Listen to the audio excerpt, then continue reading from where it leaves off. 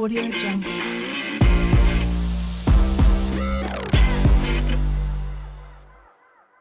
Welcome to Grow Smarter, your go-to podcast for practical strategies, insights, and proven tips to elevate your business with HubSpot.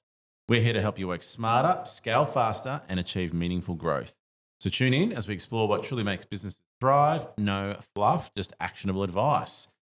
So today I'm joined by digital marketing specialist at Pixeled, Tony Harvey. Welcome.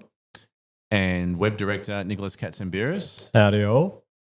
And today's episode, we're going to talk about, as the holidays approach, B2B businesses in particular have a unique opportunity to connect with their audience and increase their engagement and prepare for the new year, for a successful new year. So we're going to discuss some of these strategies to keep your marketing relevant, impactful, and optimized for the holiday season, including smart ways to adjust your budgets, prioritize high-impact activities, and ensuring that you stay aligned with your audience. That's the plan for this conversation. Yes. But where it goes from here is completely up to you guys. All right. So noted. That's as organised as it's going to be in this episode.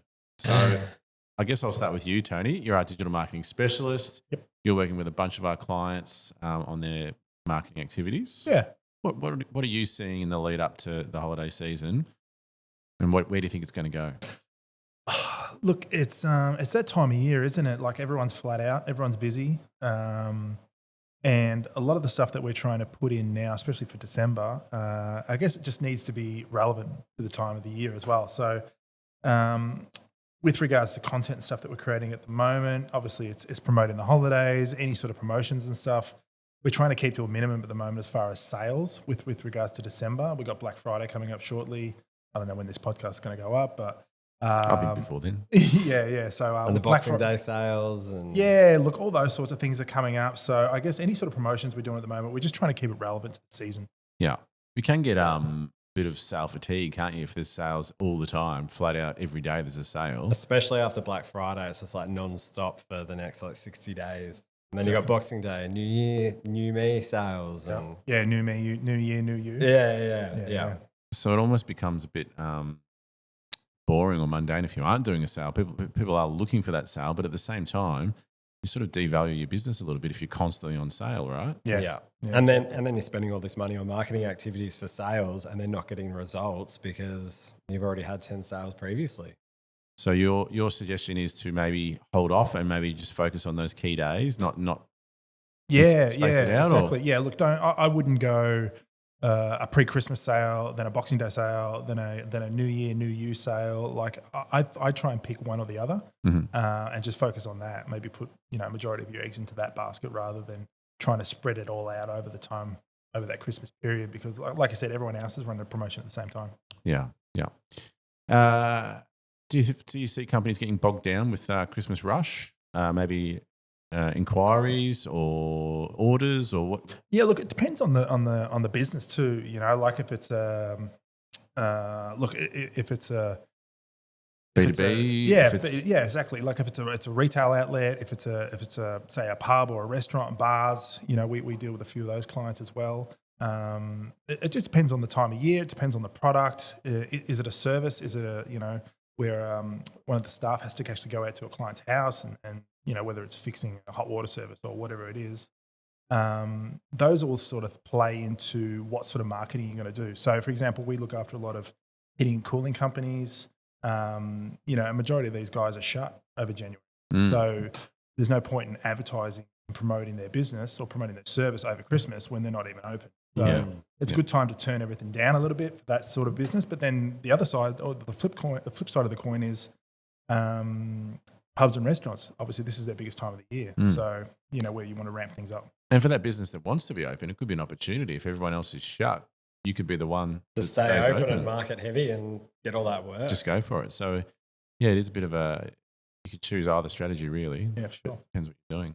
Any channels in particular that you're seeing more popular than others at this time of year? Look, socials is always big. I mean, it's funny too. There's such a I don't know, there's a weird vibe around Facebook a little bit, I feel. Some people, it's a bit of an old person's Oh yeah, it's definitely platform. it's got a smell to it these days. It's not popular. But Yeah. it's so effective though. Yeah, Mate, everyone's still on there though, you know what I mean? I think it's part of the kids that got turned off a little bit because mum and dad are on there as well. yeah, you I'm know? still booming on it. It's all Yeah, good. But exactly. mum and dad are the ones that have money and pay for it. They're the ones so- paying for stuff. So yeah. So look, Facebook's always big.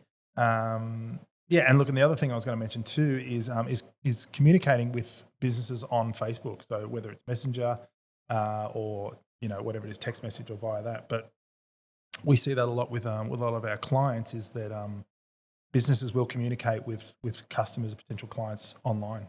Yeah. So yeah, that's interesting as well. Yeah.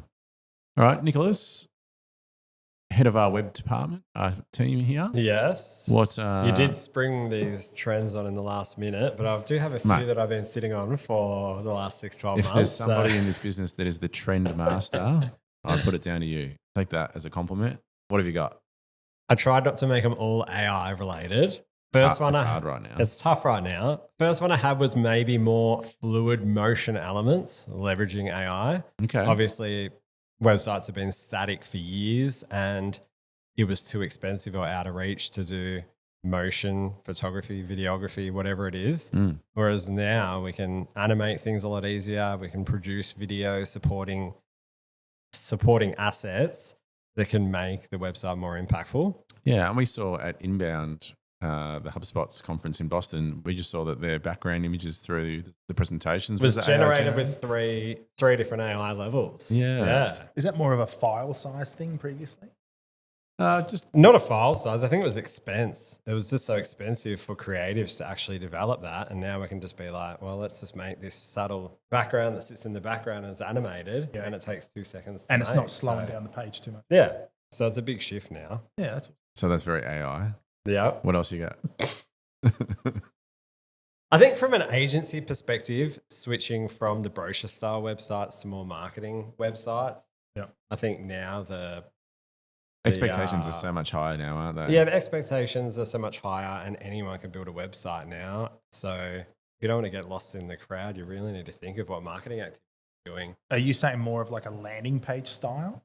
Yeah, so previously we might do a brochure style just so people knew who the business was and there was no marketing activities. But I feel like you can't really do that anymore because every other one of your competitors are doing marketing activities. So And doing it well. You need to be doing something, even if it's just ads running every month. Like there needs to be something that's powering that website. I guess they're not as static anymore. Your business is constantly evolving. So you kind of need your website and all your marketing efforts to evolve with business. I don't want to cut anyone's lunch later on in this episode, but I guess search is changing and just relying on a website, just being online and being found in Google is becoming less and less effective. Yeah. So you need to have other ways of bringing people in. Look, I wasn't going to bring it up, but yes. Yeah, we might leave that. I don't know if that's someone else is already talking about that later on. Any other web focused trends? This might be more for 2026 than 2025, but I Ooh. feel like AI personalization, especially within the e-commerce space, I feel like that'll play a massive part. And we're already seeing it now with things slowly being personalized with email marketing and things like that. So why can't we do the same thing with websites and show different things based on what they've done previously, how they've So yeah, that's interacted with the personalization's website. been around for a long time. Yeah. So collecting data and then presenting things back based on their personalization is probably been around for decades. But I feel like you needed to set that up and you need to set up the flows. You need to know the personalization, whereas AI can take a lot of that work away and just do that automatically for you. So you can just focus on the bigger picture stuff instead of identifying every little thing, small thing. It's going to be able to capture A lot more data. profiles and data. Yeah. And even the way that third-party data is now sold, profile and the information that AI is going to be able to, scan or scour through to get Is more than what personalise. one person can do. Yeah. It's like a job of 20 people they do in a minute. Yeah. Is that like, I missed the HubSpot conference, so I'm not across all this, but for example, someone's, whether the website already has a lot of their data, they go to a website and then the actual AI will pick which particular pages to show to the client. Well, it needs something to base it off of. So Yeah. the AI needs data to be able to process. So they need the previous browsing history of your that's what I'm website. saying. So it's probably more than what, say, like, you know, you could go to Amazon and it shows you your favorite products or your favorite product categories or suggested for you. That's been around for a while. It's probably more in depth than that. Yeah. It's able to dig deeper, search for things, and calculate on a more complex level and provide suggestions in a more conversational method, I suppose. Yeah. And that goes both sides. So from the consumer point of view, and then also as the owner, I guess you get access to a lot more data that the AI can analyze. Interpreting data, WooCommerce, reports, and interpreting all that data and giving you advice on how to improve your store. That's going to be a thing for sure. Yeah. I mean, you can already do that now manually, but it's going to become more integrated into these platforms. Yeah, and a lot easier to access and maybe a lot easier to digest. You don't need to have a degree in data to actually understand it. It can just read it back to you in plain English. So, yeah. Well done on not mentioning AI, mate. Yeah, no worries. All right, thanks for the tips, guys. We'll move on to the next members of our team. Thank you. Thanks, guys. Welcome, ladies, to the Grow Smarter podcast. We just had the boys talking about some of the trends for web and client comms over Christmas. So I wanted to get you in. I've got Megan McKnight, our marketing director. Welcome. Thank you. And Paula, ¿cómo estás? Bien, ¿y vos? Bienvenido la podcast. Should we do a podcast in Spanish next time or next year? Sí. See, So we expand the market. just one question. I actually thought this was about 2025 trends, not Christmas. What are we recording? We got a little bit blurred, but that's okay. We power on. We power on. There is another episode coming up Fantastic. specifically about the shutdown, but we were talking about the trends leading up to Christmas. Not so much actions in Christmas, but yeah, we talked about communication channels.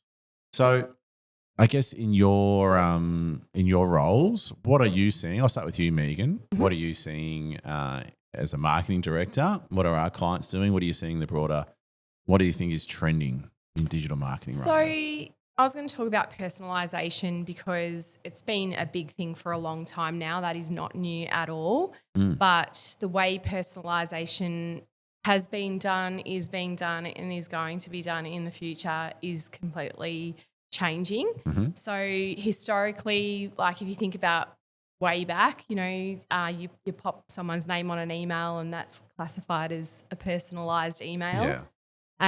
And then we moved into segmenting databases and then creating content to address the needs of those specific segments.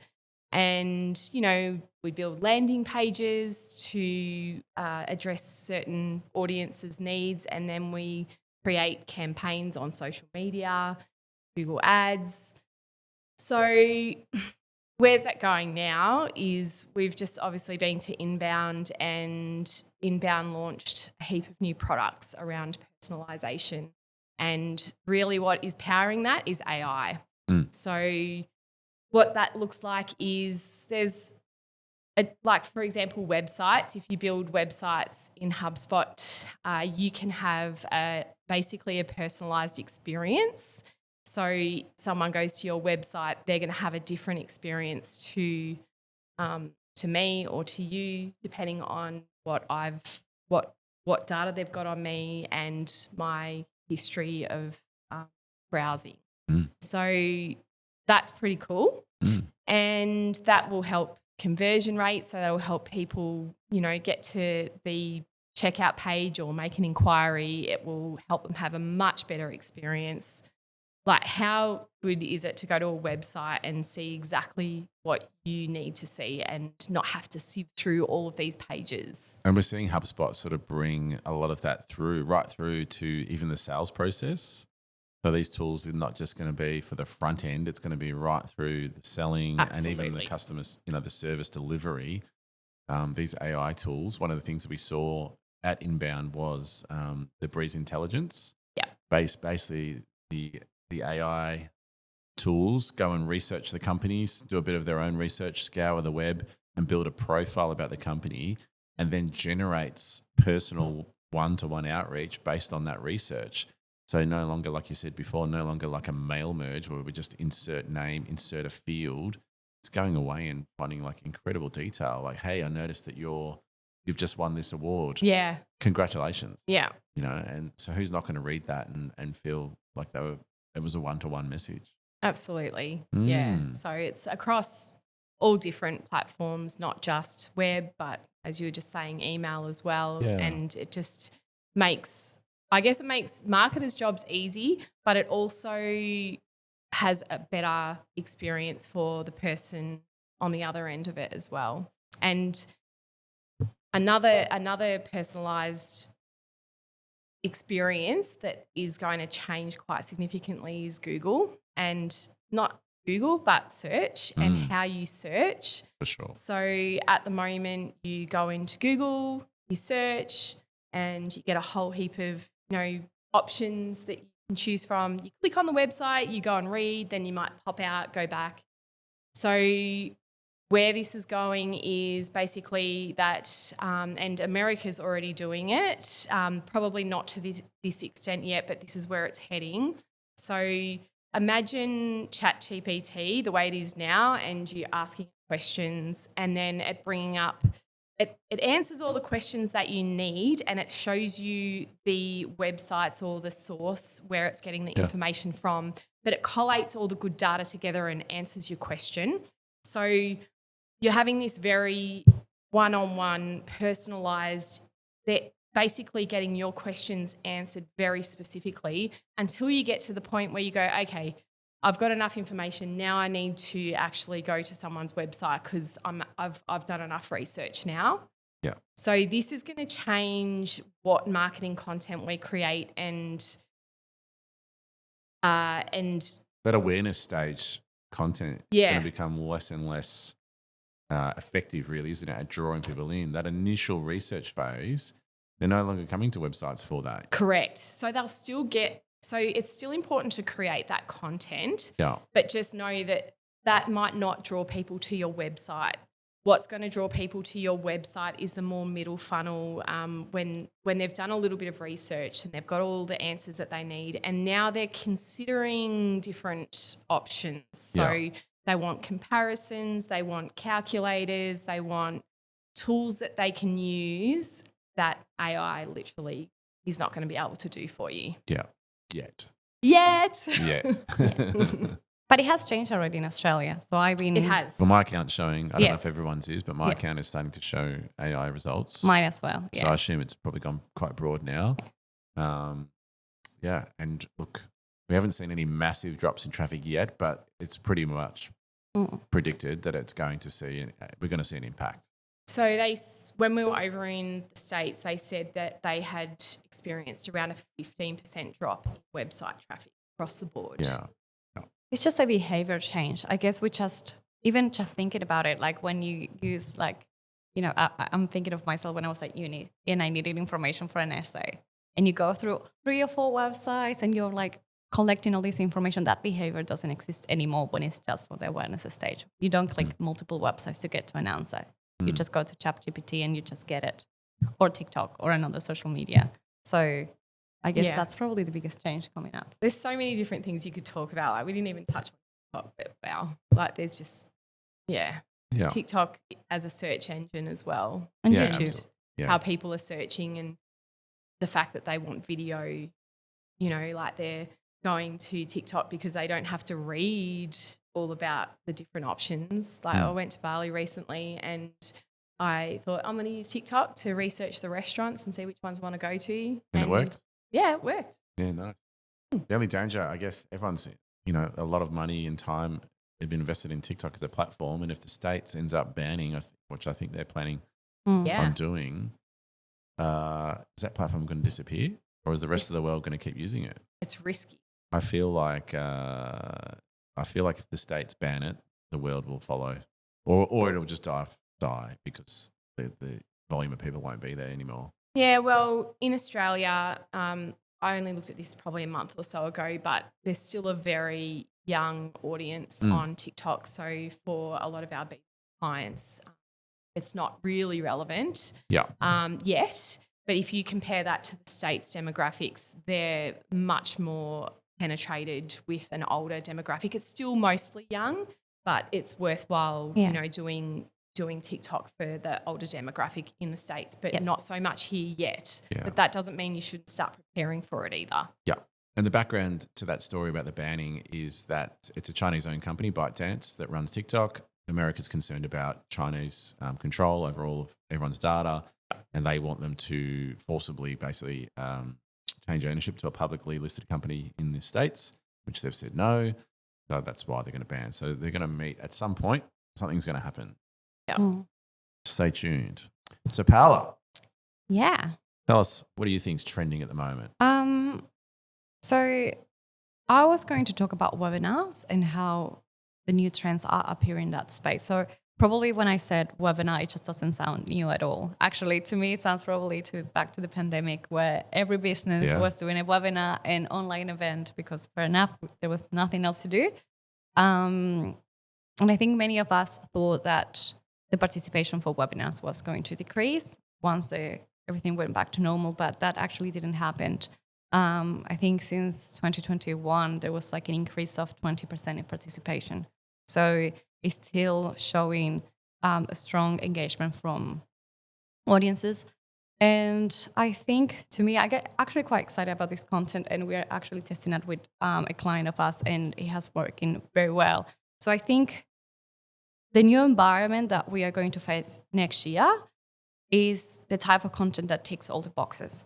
So it's not about the webinar, which is the new, it's just the way that we execute it and how we can make it to the next level. So I think next year we know that now with AI and how much complex all the tasks and customer behavior become. So we need more content than ever and faster than ever. We need much content and get it out straight away. So that's on one hand. And then I think we have this battle between what's AI generated and what's actually genuine content. And this is probably a trend that's never going to change. I don't think this is a core value of like communication and marketing, being authentic in your content and your tone of voice. That's never going to go out of fashion. So that has to be the top priority no matter what. I mean, as a consumer of content, I absolutely hate when I receive AI generated content. Yeah. But I think I'm a genius when I send it out. Right. So I think people are still in that mindset where they produce content with AI. They think they're a marketing genius, but they haven't connected. Yeah, and at Inbound in the US, they did do some. Neil Patel did a bit of research on, and I think it was like thousands of websites he reviewed, and they did AI generated content versus human generated content, and not only did it like read better, but the performance was Vastly different, wasn't it? vastly different. I can't remember the exact stat, but it was big. It was big, and he did it over a period of time.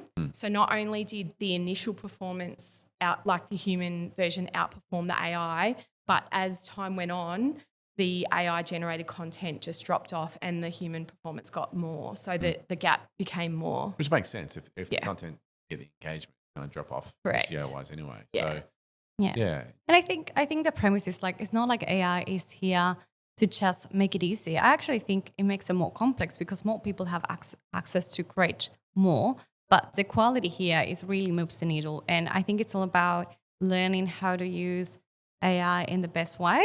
And also, as we learn, it's all about acceleration. So using as a tool to help us to get all this content ready and out without sacrificing on quality. So going back to the webinar, so I said, okay, we know that we need AI, we need more content, and then we also need to be authentic. Another trend that is happening across the board is that the video, which you mentioned. So we know people are not reading that much, and all this, YouTube, TikTok, Instagram, it's all video content. So webinar, then again, it's a video platform, so that ticks that box. So in terms of the trends, there are new platforms where you can run your webinar through, and you can use new features that are powered with AI to help you. So in terms of the experience, the ones you obviously run the first phase, which is try to promote the registration, right? And then when you get to the event, there's new features to make it more engaging for the actual audience. So you can add polls, so people are replying, answering questions real time. You can add maybe a content offer where there's a call to action which says, I don't know, if you want to learn more, download this guide, and people can get access to that content. So More interactivity. Exactly. Yeah. Yeah. And so that's not on Zoom though, is it? That's on sort of unique. Yes, that's on 24 is probably my favorite. I think it was packed with so many cool features. Yeah. So that is not only just to make it more interactive or engaging for the audience, but another key is that probably we need to make sure that everything that we do next year, we're collecting data, because that's actually how, will help us to be, to personalize our content, to be more effective. So all these features, they look pretty and cool, but also they're giving you data for you to action after the webinar. So once the webinar is finished, then you have AI to say, all right, you generated a content. So that webinar, that video, it's made by the own people from your company. So it's not AI generating content out of nowhere. Yeah. It's actually your business talking. Yeah. So then AI, you say, all right, help me out. Give me the transcript of this. And you can say, okay, turn this webinar into a blog. So you have a blog in 10 minutes ready for your website that you know that the content is genuine. So you tick that one.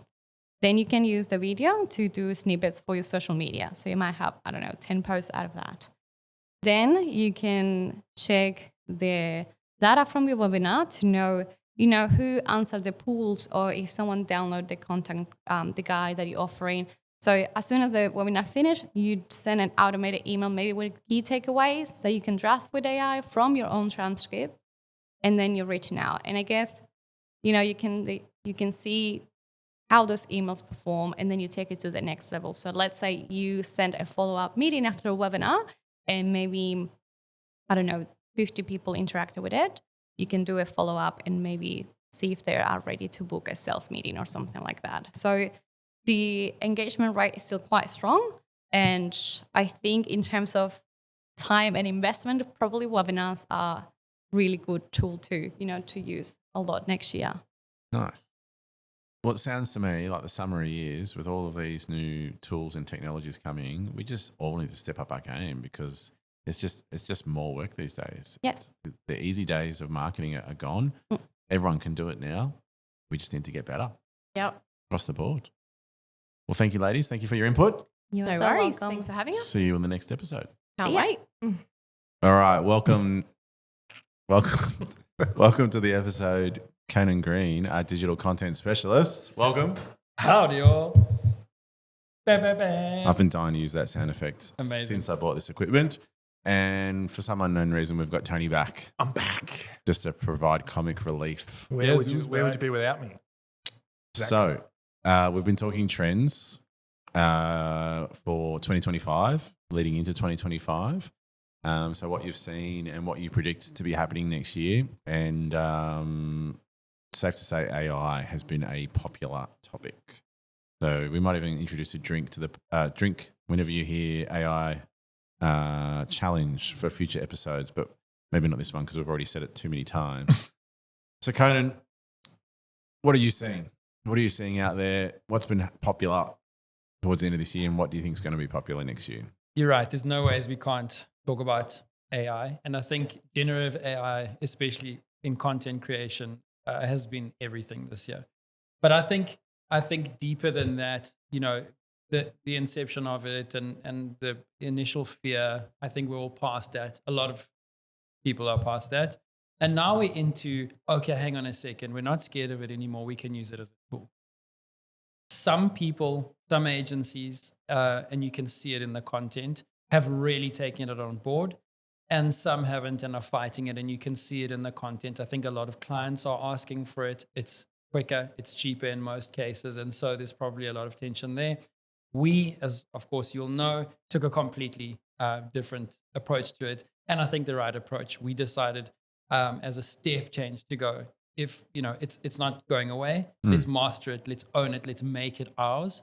And I think we've done pretty well at that. We've sped up content creation times, and it gets the stuff done, that the structural stuff and certain things that we could do ourselves, but they just take time. It's giving us more time to craft and to make better, more engaging content, which of course is the goal here. I saw an incredible piece the other day that just spoke about how AI won't replace creatives. Creatives who use AI will replace creatives who don't. And I think that's the creative of the future and the agency of the future is one that can take generative for sure, ChatGPT and the like, but every other ability that AI puts out. I mean, the imagery and video at the moment is incredible. Imagery's come a long way. It really, yeah, I No suppose more that's the biggest leap. 15-fingered people. Yeah, weird eyes and Yeah. two tongues. But you can see it too. You can see when people are using AI, they're not coming back in and touching it up or going over it and rereading it. A lot of the time, they're just like bang, bang, bang, bang, bang. Let's bang out some content. Yeah, that's what I was speaking to before. Is just how you can see a basic use and a basic implementation of AI across. Like the content is just gross. It's like, okay, we've been forced to use ChatGPT. I don't really understand it. I think, and yeah, you can see that in the content. You only get out what you put in, really, isn't it? 100%. That's the phrase we've been, using. Is that if you just throw in a couple of prompts, a couple of very basic prompts, you're going to get a very basic output. I've got to say, I've got the weirdest, and I never thought I'd say this. I've got the weirdest relationship with my ChatGPT. I'm a bit of a bully to my ChatGPT. This is a big I'm deal. nice to mine. I give him a bit of a thumbs up. I said, that's great. That's I'm great. constantly disappointed with my ChatGPT, Really? and I tell it so. Do you do that because you think it will perform better for you? I trying to give appease. it that. I told you already this several times, yet you continue to give me this same answer. If I'm honest, I do that sometimes. Yeah. I've come back with, this is rubbish. Have a good hard look at yourself. Yesterday I wrote, really? ? I saw something the other day that said, be kind to your AI because when they take over the world, they'll remember. Yeah, well, I did notice the other day there I gave it a sarcastic feedback. Yeah. And it understood that it was sarcasm. I was surprised because I realized that what I'd written, if you'd interpreted it literally, didn't mean what the sarcastic intent was. And it knew that I was being sarcastic. So that was pretty cool. Wow. Oh, it's cool and scary. A nice little content tip that I've been doing in the last week actually is pumping through design documents, finished PDFs through ChatGPT and saying, just proof this for me. And it can pick up any like typos.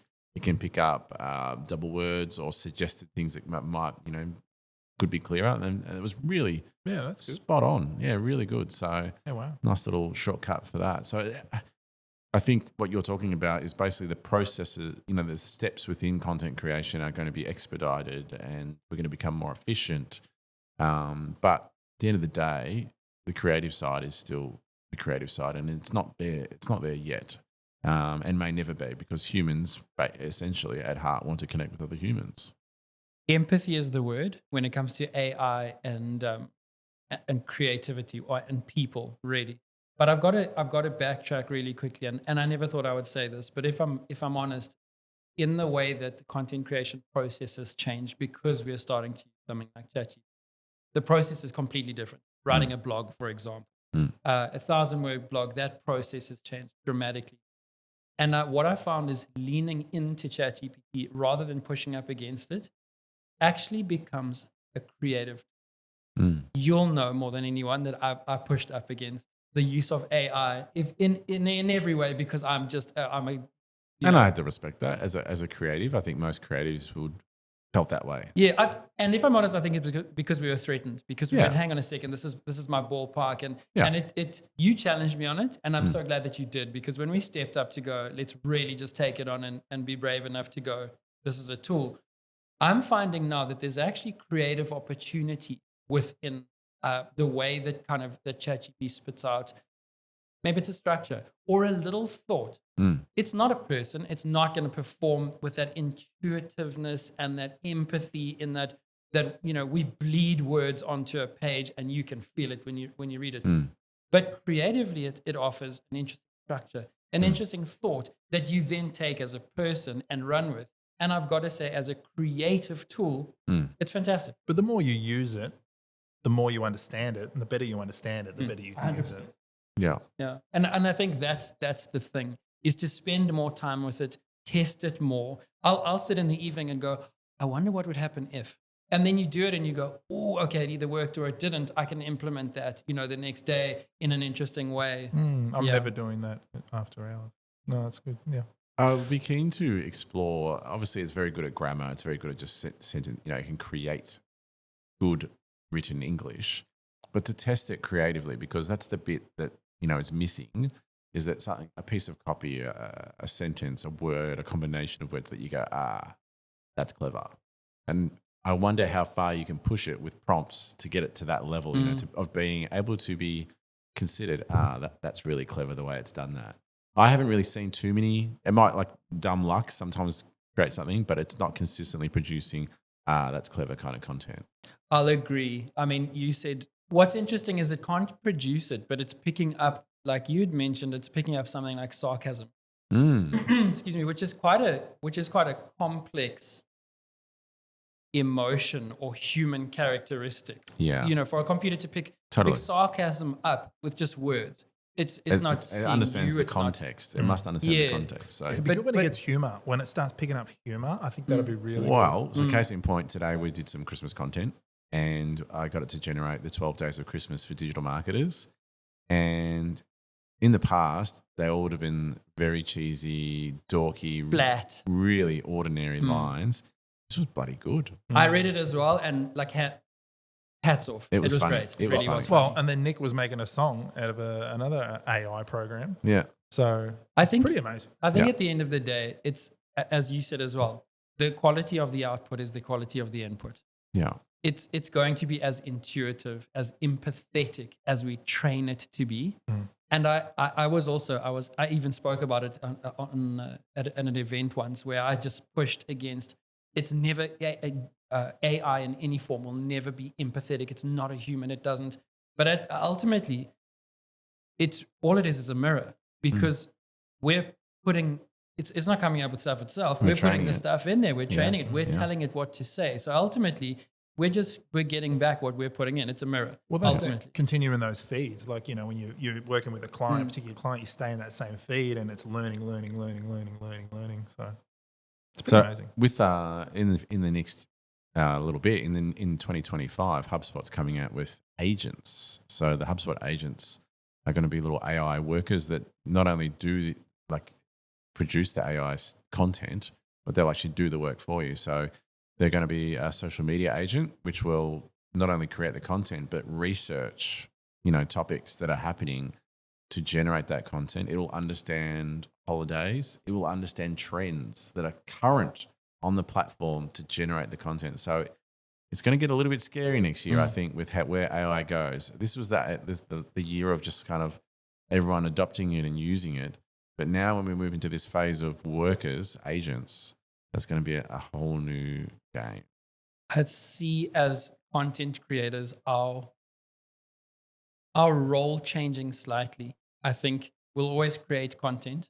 The process will change. And those who are brave and agile enough to go, okay, great, let's lean into this, will be the ones that will win. I think it won't be as much as about traditional sit-in type content creation. I think it'll be about curation.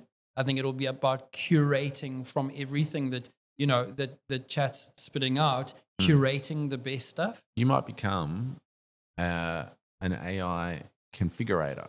Yeah. You will build the model. You will build the instructions. You will build the prompts that the agent can then go away and use. It will replicate. It will be an extension of your hands. That's kind of where I see it going. And our roles, the mundane tasks will be handled by these agents, but we have to step up our game in how we configure the agents. Yeah, that's where the expertise will come in. Yeah, because, and again, going back to, it's the quality of the output is the quality of the input. Can you prompt well enough to get exactly what you want? And that'll probably be a measure, I think, of success and probably even return on investment. Is, can you prompt well enough so that you speed up that content creation process to the point where, you've trained that single agent. You put something in and it'll spit out the month's worth of organic for you in a minute, and you can charge accordingly. Yeah. All right. Well, thanks, guys. That was the last of our tips and trends for 2025. So thanks for joining me on the first episode. Nice. And Tony, I know you're going away for a month now, so enjoy your time away. Living the dream. When you come back, the robots will have Taken over. I need an agent to just manage my inbox, my email inbox. If I can get that, I'll be wrapped. But when you get back, Tony, we'll do an episode on SEO and how that's changing. And again, AI. So get your drinks ready for the next episode because we will start the AI drink game. Yeah. Thanks, Get it guys. done. Thank you. Bye.